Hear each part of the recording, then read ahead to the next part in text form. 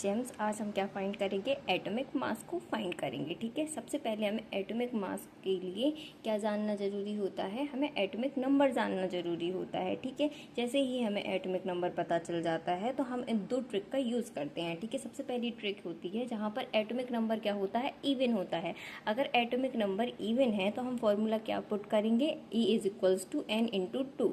ठीक है, जैसे कि फॉर एग्जाम्पल ऑक्सीजन का एटॉमिक नंबर कितना होता है, 8 होता है, तो हम फॉर्मूला क्या पुट कर देंगे, E is equals to n into two, जहाँ पर n की जगह पे हम क्या रखेंगे, वो क्या कहते हैं, उसका एटॉमिक नंबर रखेंगे और जिससे हमें क्या पता चल जाएगा, उसका एटॉमिक मास पता चल जाएगा। उसी की और दूसरे एग्जांपल्स के लिए हमने एक एग्जांपल भी इधर पर लिखा भी है। ठीक है, अब इसके बाद अगर एटॉमिक नंबर ऑड है, तो ऑड है एटॉमिक नंबर, तो हम क्या पुट करेंगे, E is equals to n into two plus one. जैसे कि सोडियम का एटॉमिक नंबर कितना होता है, 11 होता है।